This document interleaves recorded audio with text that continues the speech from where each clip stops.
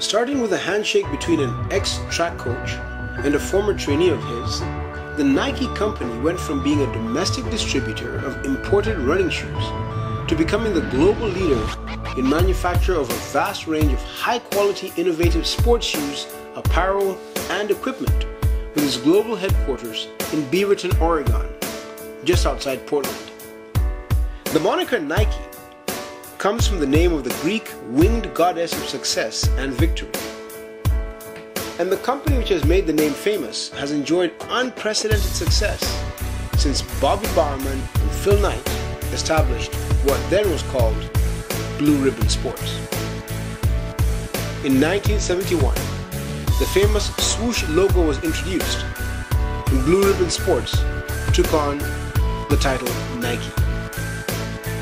Riding the popularity of the 1970s running craze in the US and its endorsement of basketball player Michael Jordan, Nike promoted its products through cutting-edge advertising campaigns and the universally recognizable slogan, "Just do it." With bold, bright design teams and catchy, even controversial campaign commercials and powerful, poignant slogans and taglines, Nike rapidly gained on sports footwear industry leader Adidas, eventually surpassing the global company in worldwide sales. Nike spread its wings into new sporting domains and across new global frontiers. Seemingly, no sport was beyond the company's reach. In each field, Nike sponsored key events, endorsed leading athletes, and signed contracts with prominent teams.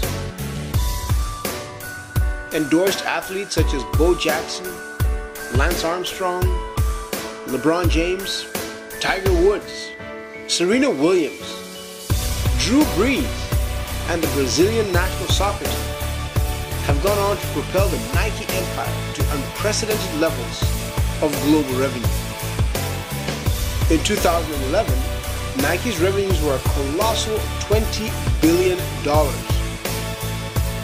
CEO and President Mark Parker, focused as ever on expansion and innovation, has set goals for the global giant to increase sales by more than 40% by the year 2015 to $27 billion, and also to meet a set of ambitious sustainability benchmarks, as well as growing earnings 7% every year and keeping 33,000 employees thinking innovatively.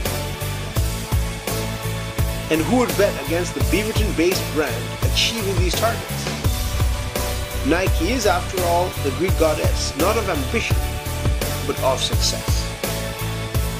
So don't sweat it. Just do it. Sweat. Sweat on the brow of an athlete in the process of competition or training is a good thing. In the context of a sweatshop, it is unacceptable. The Nike company has been famous for the former and infamous for the latter as well. While Nike has done an excellent job generating profits, it has also been accused of neglecting ethics. It has been said that workers in many of the factories that make the goods that have made Nike outrageously profitable suffer under inhuman work conditions. Nike initially distanced itself from these claims on the basis that the factories are not Nike owned or the workers directly employed by them. But relentless pressure from various consumer and observer groups stirred Nike into action. Responding to the aforementioned ethical complaints, Nike set up a code of conduct to which its suppliers have to commit. Nike also set up tightened labor monitoring procedures and took the initiative in introducing environmentally friendly manufacturing procedures. The sports goods giant showed that it is not only capable of applying decisiveness to its design and distribution operations, but also committing the same determination in holding its suppliers to improved standards of personnel welfare. In further response to the external pressure regarding river pollution by factories that make Nike goods, the company has taken the lead in working with its industry rivals to to set targets that will eventually see it eliminating hazardous chemicals from its supply chain process by the year 2020. Nike now makes sports jerseys, shorts, and shoes from recycled plastic bottles, which uses 30% less energy than if they were to use virgin polyester. At the Summer Olympics in London recently, the US men and women basketball teams were among those who wore uniforms made by Nike from plastic bottles. Nike has also introduced a water-free dye for coloring the uniforms that it makes. The Nike company will be the first to admit that it still has a long way to go in achieving acceptable standards of work conditions in all 800 factories spread over 51 countries where its cutting-edge goods are made, and also in eliminating the toxic waste from its manufacture and supply chain.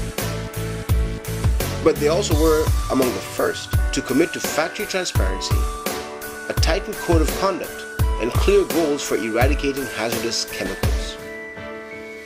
Nike is making a commitment not only to profits, but also to people and the planet. With increased generation of profits and committed attention to ethics, Nike Incorporated is getting it done. The goddess of success can spread her wings and raise her garland of victory.